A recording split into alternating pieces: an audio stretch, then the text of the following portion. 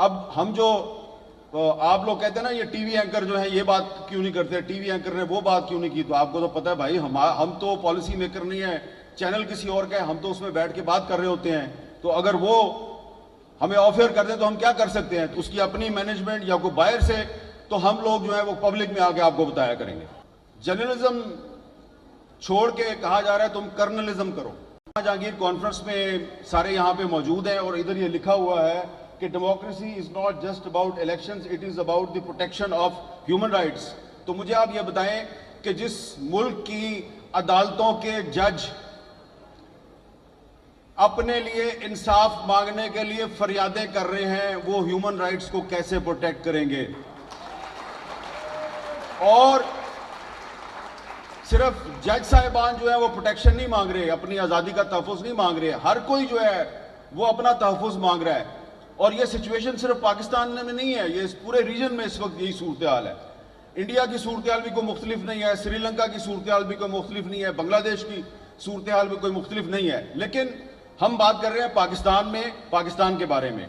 तो यहां पर इस वक्त जिस आइन की बालादस्ती की यहां पे बात हो रही है, ये आपको मानना पड़ेगा, मानो या ना मानो, आइन पाकिस्तान को यहां पर तकरीबन गैर मुअस्सर कर दिया गया है। आप जिस आइन के तहफ़्फ़ुज़ की बात कर रहे हैं वो पहले से गैर महफूज है, उसकी वायलेशन सिर्फ गैर सियासी लोग नहीं करते, सियासी लोग भी करते हैं। और अब पाकिस्तान का मीडिया, हम जैसे लोग जो कहते थे जी कि आइन अगर उस पर अमल दरामद हो तो सारे मसले हल हो जाएंगे, अब हमें लगता है कि आइन तो खुद तहफ़्फ़ुज़ मांग रहा है। और क्योंकि मैं सहाफ़ी हूं तो मैं तो सहाफ़ियों की बात करूंगा।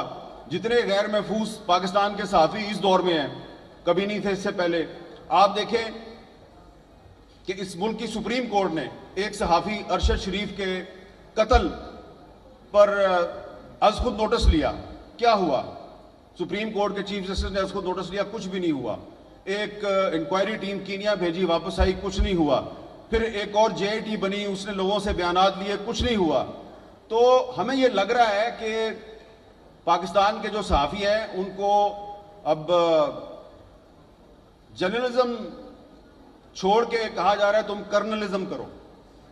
तो हमने तो भाई जर्नलिज्म ही करनी है, वो वाला काम नहीं करना जो जनरल ज़ियाउल हक के दौर में होता था या जनरल परवेज़ मुशर्रफ के दौर में होता था।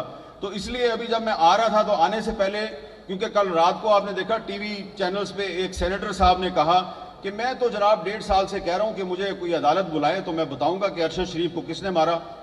तो मैंने फिर आज आते हुए इस्लामाबाद हाई कोर्ट में पिटीशन दायर कर दी है कि एक जुडिशल कमीशन बनाएं और जिस किसी के पास भी कोई इंफॉर्मेशन है कि अरशद शरीफ को किसने मारा, वो उस कमीशन के सामने आगे बताए। तो अब देखते हैं कि अरशद शरीफ का जो कत्ल है उसका कोई जिम्मेदार जो है वो सामने आता या नहीं आता। और दूसरी बात यह है कि यहाँ पे आगे तकरीरें करना बड़ा आसान है, लेकिन ये जो लोग ये कॉन्फ्रेंस ऑर्गेनाइज करते हैं उनके मसाइल को भी समझें। मैं उनके मसाइल में इजाफा नहीं करना चाहता, इसलिए कि धुआंधार तकरीर करके हम तो चले जाएंगे और उन्होंने यहीं पर रहना, अगले साल फिर कॉन्फ्रेंस करनी है। तो वो सनाउल्लाह बलोच साहब कह रहे थे ना कि आप एक कॉन्फ्रेंस ना किया करें, 2 या 3 किया करें। तो आप भी पहले सिर्फ एक पार्टी नहीं, जिन पार्टियों के लीडरों ने यहाँ पे आके तकरीरें की हैं, वो अपनी अपनी पार्टियों से 2 या 3 उन लोगों को निकालें और फिर अगले साल आए। तो इसलिए हमने अब ये फैसला किया है कि हमें तकसीम कर दिया गया है, हम एक दूसरे पे एतमाद नहीं करते। अरशद शरीफ का जो कत्ल का मुकदमा है उसको हम टेकअप करने में, उस पर कोई तहरीक चलाने में कामयाब नहीं हुए, लिहाजा हमने अब फैसला किया है कि अब किसी और के पास नहीं जाना।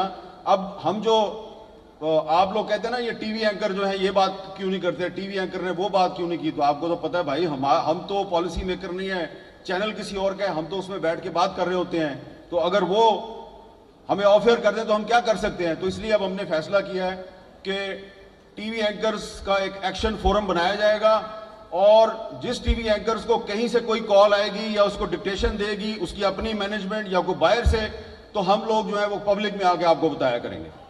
तो इसके अलावा हम वो कुछ नहीं कर सकते, ठीक है। हमें ये लग रहा है कि पाकिस्तान के जो सहाफ़ी हैं उनको अब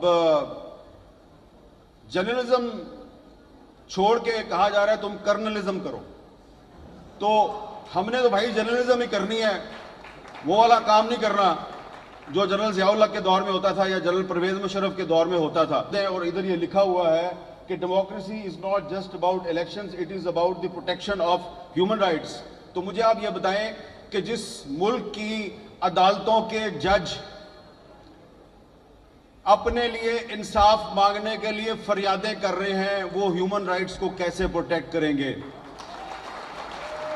और सिर्फ जज साहिबान जो है वो प्रोटेक्शन नहीं मांग रहे, अपनी आज़ादी का तहफ़्फ़ुज़ नहीं मांग रहे, हर कोई जो है वो अपना तहफ़्फ़ुज़ मांग रहा है। और ये सिचुएशन सिर्फ पाकिस्तान में नहीं है, ये इस पूरे रीजन में इस वक्त यही सूरत हाल है। इंडिया की सूरत हाल भी कोई मुख्तलिफ नहीं है, श्रीलंका की सूरत हाल भी कोई मुख्तलिफ नहीं है, बांग्लादेश की सूरत हाल भी कोई मुख्तलिफ नहीं है। लेकिन हम बात कर रहे हैं पाकिस्तान में, पाकिस्तान के बारे में। तो यहां पर इस वक्त जिस आइन की बालादस्ती की यहां पे बात हो रही है, ये आपको मानना पड़ेगा, मानो या ना मानो, आइन पाकिस्तान को यहां पर तकरीबन गैर मुअस्सर कर दिया गया है। आप जिस आइन के तहफ़्फ़ुज़ की बात कर रहे हैं वो पहले से गैर महफूज है, उसकी वायलेशन सिर्फ गैर सियासी लोग नहीं करते, सियासी लोग भी करते हैं। और अब पाकिस्तान का मीडिया, हम जैसे लोग जो कहते थे जी कि आइन अगर उस पर अमल दरामद हो तो सारे मसले हल हो जाएंगे, अब हमें लगता है कि आइन तो खुद तहफ़्फ़ुज़ मांग रहा है। और क्योंकि मैं सहाफ़ी हूं तो मैं तो सहाफ़ियों की बात करूंगा। जितने गैर महफूज पाकिस्तान के सहाफ़ी इस दौर में हैं, कभी नहीं थे इससे पहले। आप देखें कि इस मुल्क की सुप्रीम कोर्ट ने एक सहाफ़ी अरशद शरीफ के कत्ल पर अज़ खुद नोटिस लिया। क्या हुआ? सुप्रीम कोर्ट के चीफ जस्टिस ने अज़ खुद नोटिस लिया, कुछ भी नहीं हुआ। एक इंक्वायरी टीम कीनिया भेजी, वापस आई, कुछ नहीं हुआ। फिर एक और JIT बनी, उसने लोगों से बयानात लिए, कुछ नहीं हुआ। तो हमें ये लग रहा है कि पाकिस्तान के जो सहाफ़ी हैं उनको अब जर्नलिज्म छोड़ के कहा जा रहा है तुम कर्नलिज्म करो। तो हमने तो भाई जर्नलिज्म ही करनी है, वो वाला काम नहीं करना जो जनरल ज़ियाउल हक के दौर में होता था या जनरल परवेज मुशर्रफ के दौर में होता था। तो इसलिए अभी जब मैं आ रहा था तो आने से पहले, क्योंकि कल रात को आपने देखा टीवी चैनल्स पे एक सेनेटर साहब ने कहा कि मैं तो जनाब 1.5 साल से कह रहा हूं कि मुझे कोई अदालत बुलाए तो मैं बताऊंगा कि अरशद शरीफ को किसने मारा। तो मैंने फिर आज आते हुए इस्लामाबाद हाई कोर्ट में पिटीशन दायर कर दी है कि एक जुडिशल कमीशन बनाएं और जिस किसी के पास भी कोई इंफॉर्मेशन है कि अरशद शरीफ को किसने मारा वो उस कमीशन के सामने आगे बताए। तो अब देखते हैं कि अरशद शरीफ का जो कत्ल है उसका कोई जिम्मेदार जो है वो सामने आता या नहीं आता। और दूसरी बात यह है कि यहाँ पे आगे तकरीरें करना बड़ा आसान है, लेकिन ये जो लोग ये कॉन्फ्रेंस ऑर्गेनाइज करते हैं उनके मसाइल को भी समझें।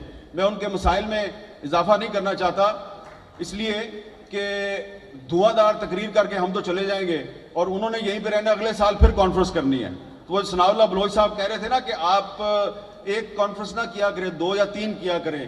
तो आप भी पहले सिर्फ एक पार्टी नहीं, जिन पार्टियों के लीडरों ने यहाँ पे आके तकरीरें की हैं वो अपनी अपनी पार्टियों से 2 या 3 उन लोगों को निकालें और फिर अगले साल आए। तो इसलिए हमने अब ये फैसला किया है कि हमें तकसीम कर दिया गया है, हम एक दूसरे पे एतमाद नहीं करते।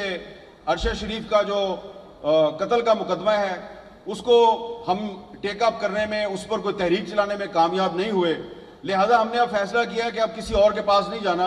अब हम जो आप लोग कहते हैं ना ये टीवी एंकर जो है ये बात क्यों नहीं करते, टीवी एंकर ने वो बात क्यों नहीं की, तो आपको तो पता है भाई हम तो पॉलिसी मेकर नहीं है, चैनल किसी और का है, हम तो उसमें बैठ के बात कर रहे होते हैं। तो अगर वो हमें ऑफर कर दें तो हम क्या कर सकते हैं। तो इसलिए अब हमने फैसला किया है कि टीवी एंकर्स का एक एक्शन फोरम बनाया जाएगा और जिस टीवी एंकर्स को कहीं से कोई कॉल आएगी या उसको डिक्टेशन देगी उसकी अपनी मैनेजमेंट या कोई बाहर से, तो हम लोग जो है वो पब्लिक में आके आपको बताया करेंगे। तो इसके अलावा हम कुछ नहीं कर सकते। ठीक है, वतीउल्लाह जान साहब खड़े हो गए हैं, लिहाजा मैं अपनी सीट पर वापस आ रहा हूँ।